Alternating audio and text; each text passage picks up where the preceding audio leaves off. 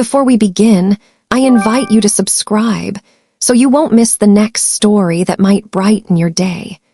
The chandelier rattled as Alara stumbled, her hands instinctively clutching her pregnant belly. Hundreds of eyes locked on her, the ballroom holding its breath as if the entire night teetered on the edge of disaster. At that very moment, Cashin lunged forward, steadying her before she could collapse. Gasps rippled through the glittering crowd. This wasn't the image of a maid meant to be humiliated. No, it was the moment when truth began to shatter lies, and a forgotten woman dared to rise. The Drevon mansion was brightly lit in the middle of the night. Luxury cars loaded with wedding flowers drove in one by one, preparing for the most lavish wedding in the city. But within that splendor, a small dark corner contained fatigue and resentment. Alara Novice, a young maid with a 6-month pregnant belly, gently pulled a cart filled with white tablecloths. Sweat rolled down her forehead, but she did not dare to stop. "Hurry up!" The voice of Selene Vera, Cashin Drevon's haughty fiancé, rang out like a whip. Selene glided in her blue silk dress, her disdainful eyes sweeping Alara over as if she were a discarded object. "Remember your place. Do not appear before the guests on my big day," Selene said, her lips pursed as if afraid to breathe the same air. Alara lowered her head, one hand covering her belly, and softly replied, "Yes, ma'am." Her voice trembled, but in her heart there was a nameless fire-burning resentment at being ignored and worry for the unborn child. At the end of the corridor, Cashin Drevon walked down. The young billionaire was tall and had cold eyes, but unlike Selene, he nodded slightly to each employee. When Cashin's eyes briefly stopped on Alara, he only said a short sentence, "Work carefully, don't burn yourself out." His voice was low and polite, but there was still an invisible wall between master and servant. Alara bowed her head. "Thank you, sir." He was gone, but her heart fluttered slightly at the rare warmth in the house that was full of orders. That afternoon, as Alara cleaned the large living room, she found herself humming an old tune. It was a song she had written when she dreamed of performing on the Nashville stage. Her voice, tired but clear, echoed through the vast space. Unbeknownst to her, nearby, Cashin's mother, Isolde Heron, was listening. The silver-haired woman, her eyes kind, smiled faintly. "A beautiful voice," she whispered, as if she saw a flash of light in the darkness. But that small joy quickly vanished. Selene's figure appeared in the doorway. Her sharp eyes were calculating. A half-smile curved her lips not from amusement but from a plot that had just occurred. "Alara," Selene spoke in a sweet yet venomous voice, "it seems you have a talent I never knew about. How interesting." Alara paused, feeling something was wrong. In that moment, she knew she had revealed a part of her soul that should have been kept hidden. The bright chandelier shone down, but Alara's heart was completely immersed in darkness. Little did she know that her innocent singing would turn into a double-edged sword, opening the way to the most challenging days of her life. The morning sun spilled across the Drevon estate, but the brightness could not mask the tension running through the halls. Every corner was brimming with frantic preparation. Florists hauling crates of roses, waiters in crisp uniforms rehearsing their steps, and the wedding planner, Julia Alcott, buried under a clipboard filled with endless lists.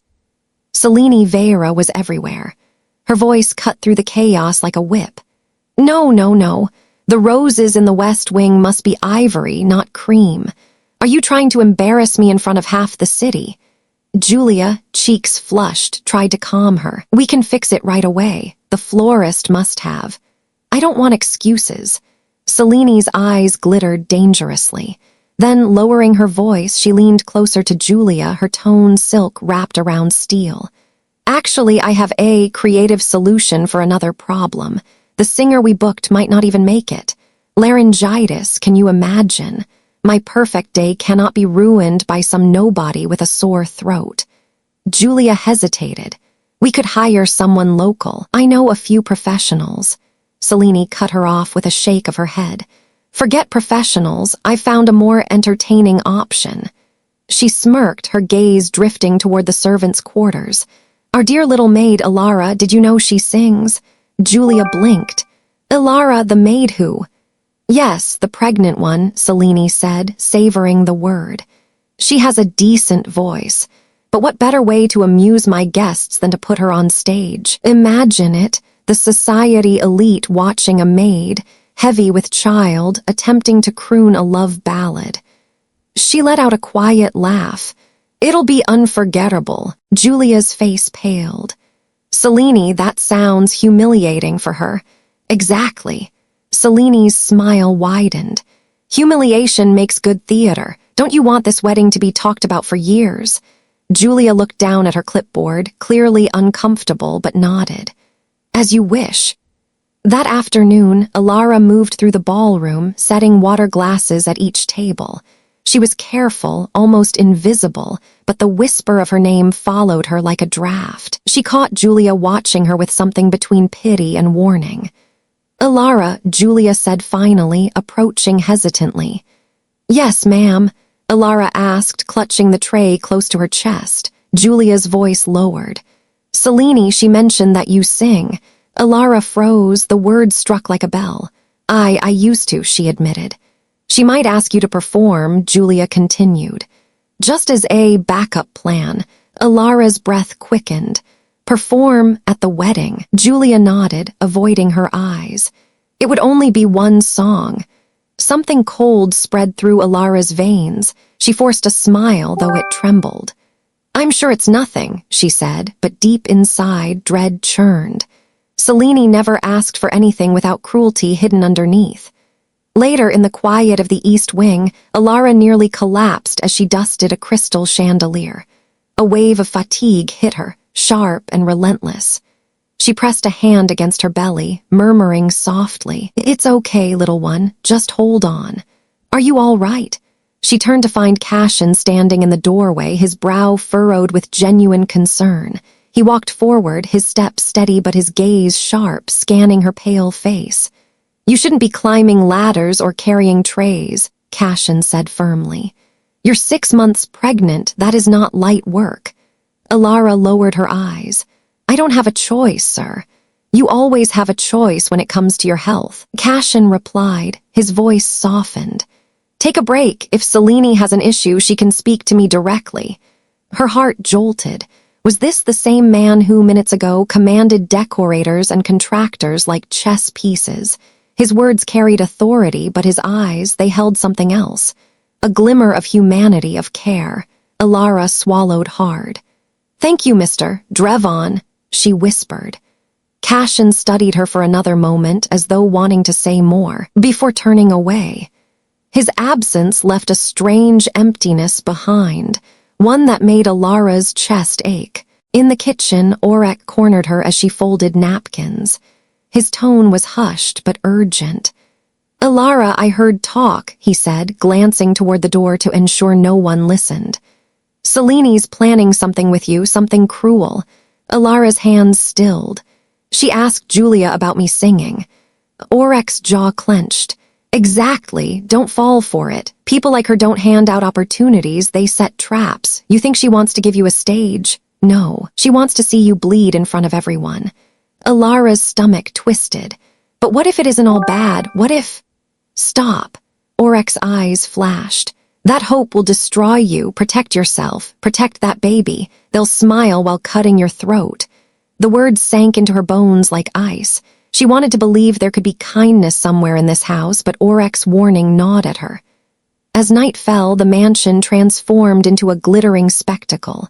Chandeliers blazed, violins rehearsed, and guests in designer gowns began to arrive for the rehearsal dinner. The atmosphere was electric, but beneath the luxury, unease pulsed like a hidden current. Ilara stood in the shadow of a marble column, watching Selene glide across the room with her bridesmaids trailing behind like swans. Selene's laughter echoed, polished and poisonous, her eyes occasionally flicking toward Alara with a promise of something sinister. Alara's hands trembled against her apron. Fear coiled in her chest, but alongside it, a fragile thread of hope whispered, "If I sing, maybe someone will hear me. Maybe someone will see me for who I am, not just what I am. But at what cost?" The music swelled, the crowd shimmered, and Alara realized she stood at the edge of a storm. The Drevon mansion glittered like a palace beneath the evening sky. Rows of luxury cars lined the drive, their polished chrome catching the light of paparazzi cameras. Flashbulbs fired in rapid succession as society's elite stepped out in gowns worth fortunes and tuxedos cut to perfection. Reporters jostled against velvet ropes, whispering into microphones about the wedding of the decade. Inside, the ballroom shimmered with crystal chandeliers, each one ablaze with 1,000 lights. White roses cascaded from golden stands, violins played in soft harmony, and waiters weaved through the crowd with champagne flutes that sparkled under the glow. Guests mingled, laughter rising, glasses clinking, but behind the beauty, attention hummed like a hidden wire. Alara stood in the shadows near the kitchen doors, her simple black uniform a stark contrast against the gowns swirling across the dance floor. She pressed a hand against her belly as her child kicked, restless. Every nerve in her body screamed that something was wrong. Orek's warning echoed in her ears. "They'll smile while cutting your throat." The first cracks appeared when Julia Alcott hurried toward Selene, face pale, voice urgent. "Selene," Julia whispered, pulling her aside. "The singer she's canceled, her doctor called, complete laryngitis, she can't perform." Selene's lips curved into the slow smile of a predator. "Oh, what a tragedy," she said, loud enough for nearby bridesmaids to hear. Their laughter rippled with anticipation. Julia lowered her voice further. "What will you do, the first dance without a singer?"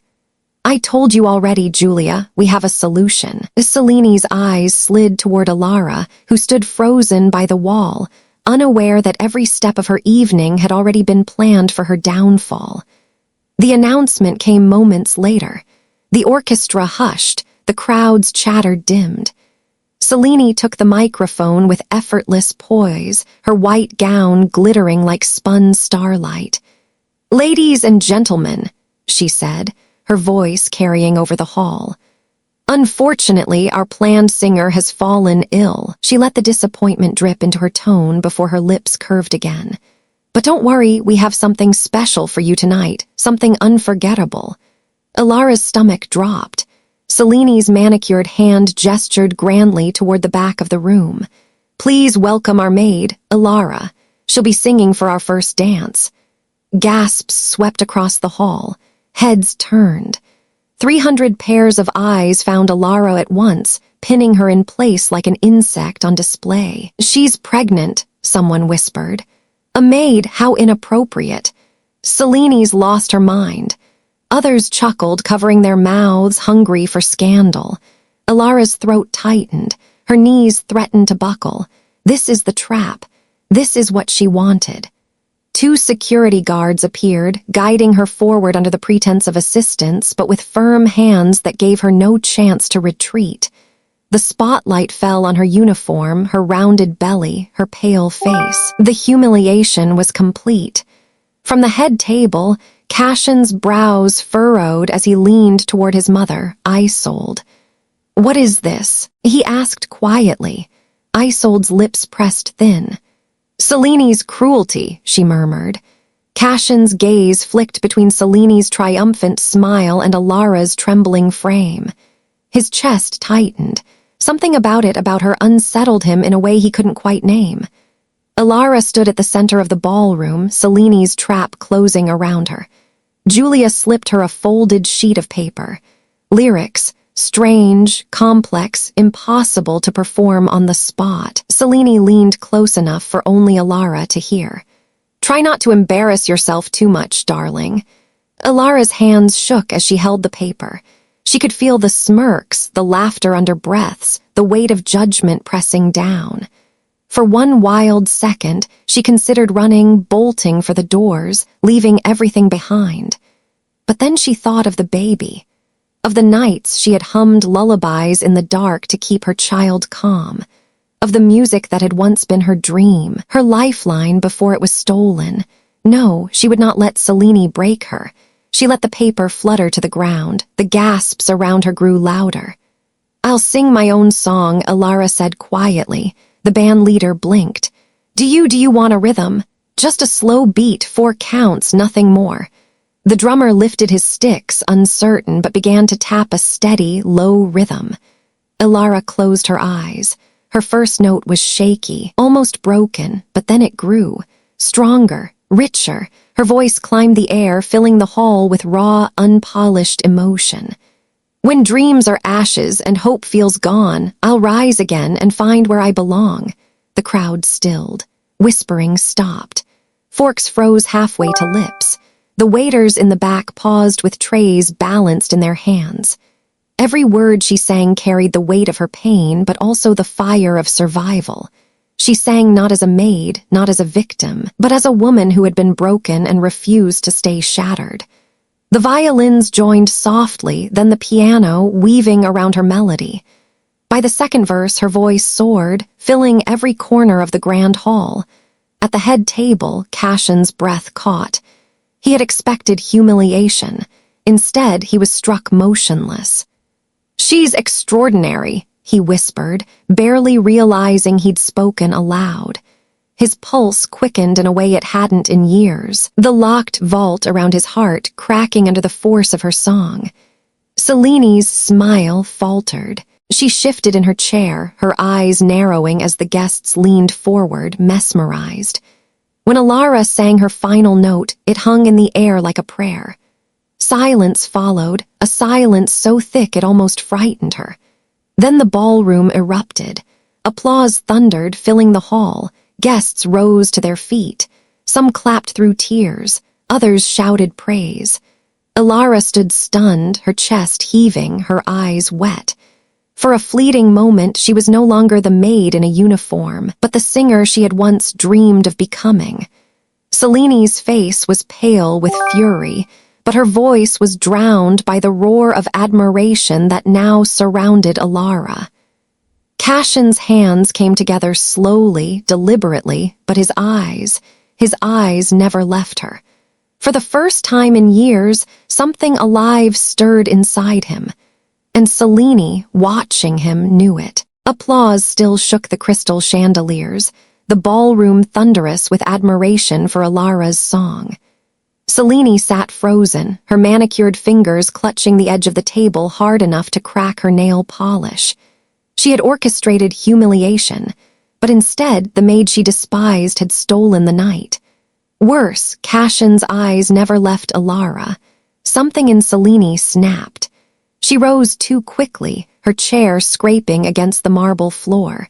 Her smile was painted on, brittle. "How touching," she said into the microphone, voice sharp under the honey. "A maid's lullaby, but let's not forget her place." She moved toward Alara with deliberate grace, but the fury in her eyes betrayed her.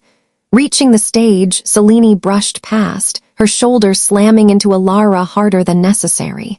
The pregnant woman stumbled, her feet slipping on the polished wood. Gasps broke out as she teetered, clutching her belly, barely catching herself against a music stand. "Selene!" Someone shouted.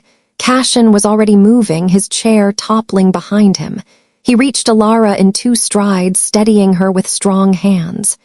"Easy," he said, his voice low, but the fire in his eyes burned toward Selene. "What the hell are you doing?" Selene's face drained of color.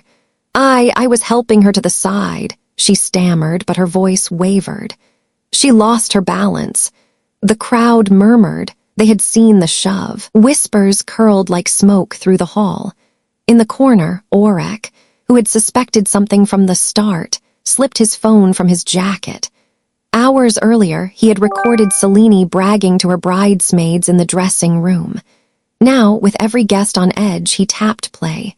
Selene's own voice crackled through the speakers. "That pregnant nobody will make a fool of herself tonight.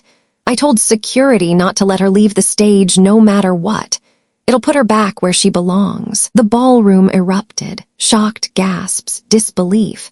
A few guests covered their mouths, others shook their heads in disgust. Selene spun toward Orek, panic flashing across her face. "That's fake," she screamed. "Edited, he's lying." But it was too late. The words were clear, the malice unmistakable. Cashin stood tall in the center of the chaos, his tuxedo pristine, his expression carved from stone. He turned slowly toward Selene, his voice carrying with lethal calm. "Enough. Cashin, listen." Selene reached for him, desperate, but he stepped back. His hand moved deliberately to his finger. Before 300 witnesses, Cashin slid the wedding band free and set it on the table with finality. "This farce is over," he said, his voice ringing through the hall. "There will be no marriage, not tonight, not ever." The room fell into stunned silence. Then the murmurs began, spreading like wildfire. Phones lifted, flashes clicked. The story was already flying into the night. Selene's face twisted, caught between rage and horror. "You can't humiliate me like this." "I didn't humiliate you," Cashin cut in, his voice sharp as glass. "You did that all on your own." He turned away, his arm steadying Alara once more as Selene stood abandoned in her ruined gown. By morning, headlines blazed across every news outlet. "Wedding of the century ends in scandal." "Tech heir breaks off marriage after bride bullies maid." "Cruelty caught on tape." Selene Clark's fall from grace. Photographs of Cashin supporting Alara, her hand over her stomach, dominated the feeds. Comment sections flooded with outrage and sympathy. Selene's carefully constructed image collapsed in a single night. Alara, however, paid little attention to the screens. The stress had overwhelmed her body. Hours after leaving the ballroom, she was admitted to the hospital. Monitors beeped steadily, tracking the baby's heartbeat. She lay pale under the sterile lights, her hand gripping the thin blanket, fear written across her face. Cashin had not left her side. He sat in a chair pulled close, his jacket discarded, his tie loosened. His eyes, usually so guarded, now revealed something raw, concern unmasked by pride. "You shouldn't have been put through that," he said quietly. "None of this should have touched you." Alara tried to answer, but her voice cracked. I almost lost the baby." Cashin reached forward, his hand covering hers gently, grounding her. "You didn't. She's strong, just like her mother." Alara blinked back tears. For the first time, she saw not the aloof billionaire who owned the mansion, but a man whose walls were crumbling. The door opened softly, and Isolde entered with measured steps, her elegant frame softened by genuine warmth. She carried no judgment in her gaze, only compassion. "My dear," she said, brushing a strand of hair from Alara's damp forehead, "you've endured more than enough cruelty for one lifetime." Alara whispered, "I don't belong in your world. Look what happened tonight." Isolde squeezed her hand. "Don't say that. You belong wherever your courage takes you. Don't be afraid, child. You deserve a good life, and no one can take that away from you." Alara closed her eyes, tears slipping free.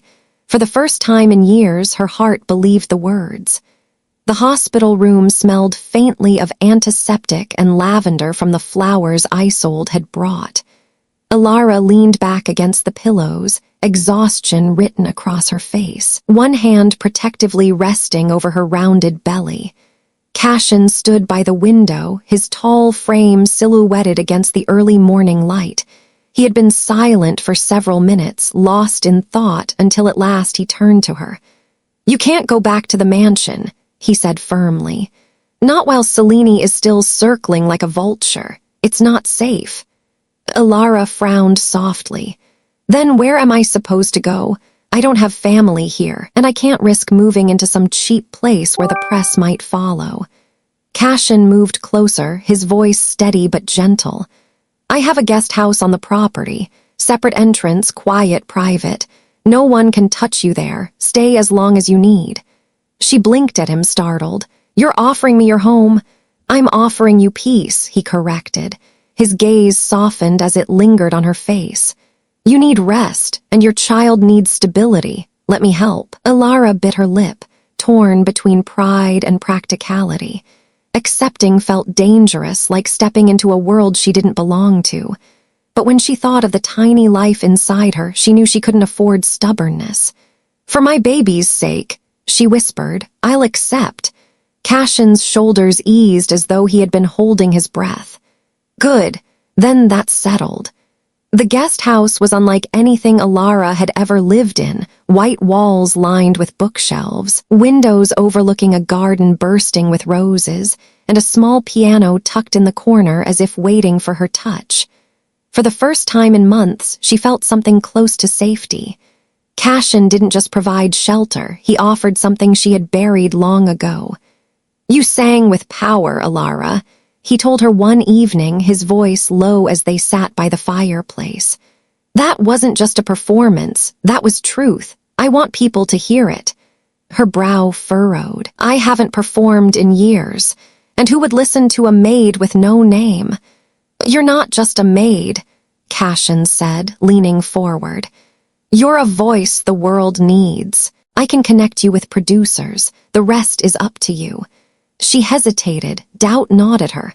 But every time her hand brushed her belly, she remembered she wasn't only living for herself anymore.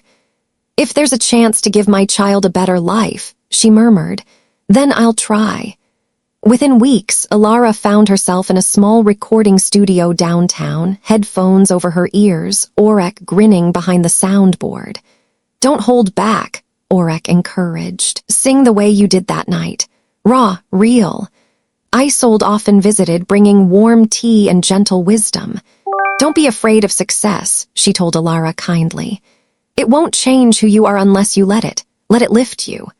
At first, Alara's hands trembled on the microphone, but as the piano chords filled the room, her nerves melted into melody. She closed her eyes, singing not just with her voice, but with every scar, every broken dream, every hope for her child's future. When the final note hung in the air, Orek swore under his breath. "That, Alara, that wasn't just music, that was lightning in a bottle." Yet not everyone rejoiced. Selene, cornered and disgraced, launched her counterattack. Tabloids suddenly ran anonymous tips. The maid seduced her employer. Pregnant nobody chasing fame. But the world had already turned.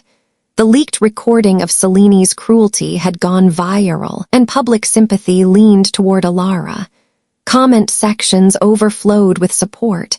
"She has more grace than the so-called bride. Protect that woman at all costs." Selene's attempts only exposed her further, painting her as vindictive. Invitations vanished, sponsors pulled back. The same elite circles that once adored her now whispered behind her back. Late one night, Alara stood in the guest house kitchen, sipping warm milk. She looked out the window to see Cashin pacing the garden, his phone pressed to his ear, his expression tense. He hung up, then paused under the lantern light, rubbing the back of his neck like a man burdened by more than business. Something in her chest tightened.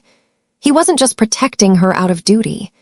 Every glance, every quiet gesture, bringing her groceries, making sure she never walked alone, arranging doctor's visits, spoke of something deeper. When Cashin finally noticed her at the window, their eyes locked. He gave her the faintest smile, one that reached his eyes for the first time in years. Alara's heart stuttered. She realized, with both fear and fragile hope, that this wasn't just about responsibility anymore. It was about him, and her, and maybe something neither of them dared to name. Alara's world had shifted overnight. The small demo she recorded in Orek's borrowed studio found its way onto social media, and Rise Again began to spread like fire in the wind. Commentators called her the voice of resilience. Fans from across the country flooded her with messages. "Your song gave me strength. I cried for hours listening to this." But with fame came shadows. It was a cold afternoon when a man appeared at the gates of the Drevon estate, tall, scruffy, carrying the arrogance of someone who had once been welcome but long overstayed his welcome. Jake, the father of her child. He smirked at the paparazzi who swarmed the driveway. Tell the world I'm here to take responsibility. That's my kid she's carrying, and I'm not going anywhere. When Alara saw him on the evening news, her hands shook so badly she nearly dropped the teacup she was holding. He left me, she whispered to Cashin, tears stinging her eyes. He left us when I needed him most. Now he wants to claim the child because I finally have something. Cashin's jaw clenched, his eyes steel. He doesn't get to rewrite history. He abandoned you. That matters. But the law, Alara's voice cracked. What if the court doesn't see it that way? Cashin leaned forward, his voice steady, resolute. Then we'll fight. I'll hire the best attorneys in the city. He won't take what's yours. The weeks that followed were suffocating. Tabloids ran headlines like maid-turned-singer faces custody scandal. Jake paraded on talk shows, painting himself as a changed man who only wanted to be a father. But behind closed doors, his sneer gave him away. You think you're better than me now? He spat during a brief confrontation outside the courthouse. A maid with a microphone. Don't forget, Alara, I made you who you are. Alara's eyes burned, but her voice was steady. No, Jake, you broke me, and I made myself rise again. Cashin stepped between them, his broad frame casting a shield. Stay away from her, he warned. This ends in court. And so it did. While the legal battle brewed, Alara poured herself into music. Cashin and Isolde stood by her side as she prepared to release her first official single. Orek wiped his eyes when he heard the final master track. You bled your soul into this, he said hoarsely. It's not just a song, Alara, it's a testimony.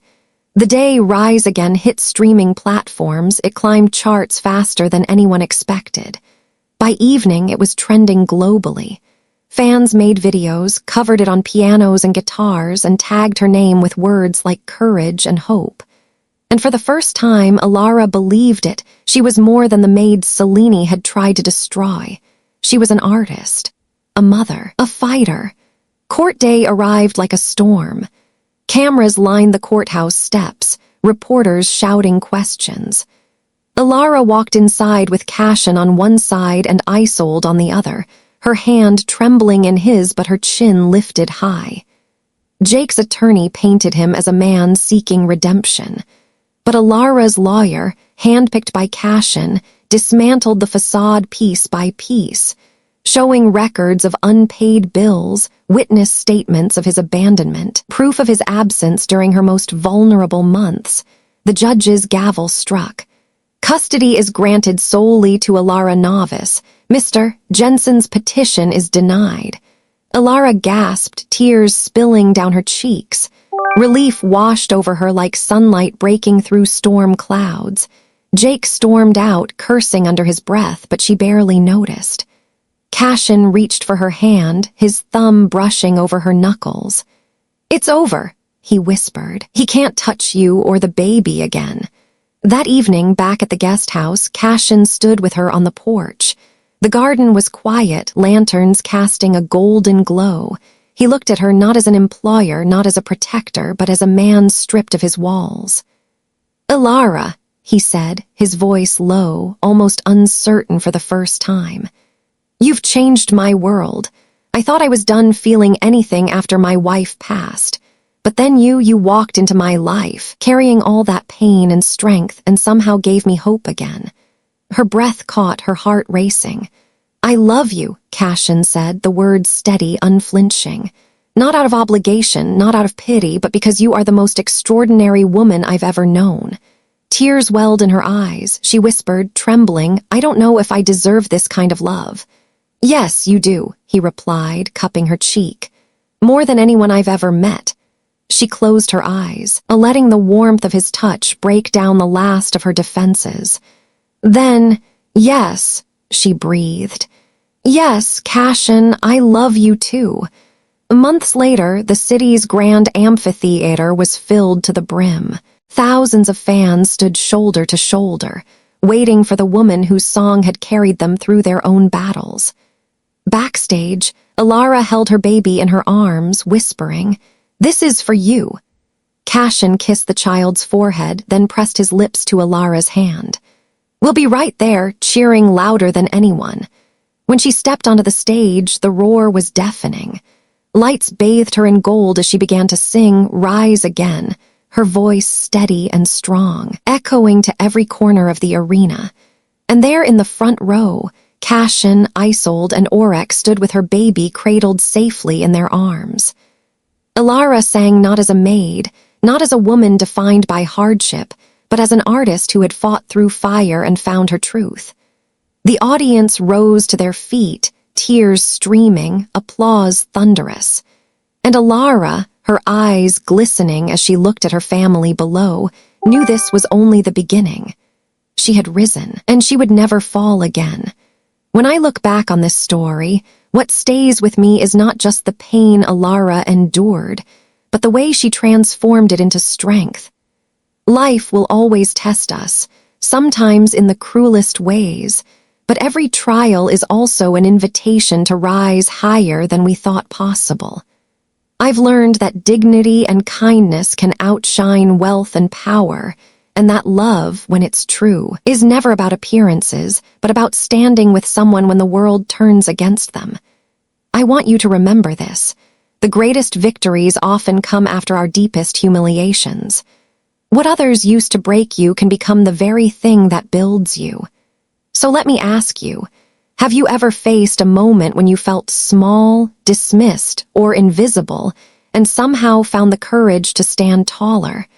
I'd love to hear your stories in the comments. Thank you for spending these moments with me today.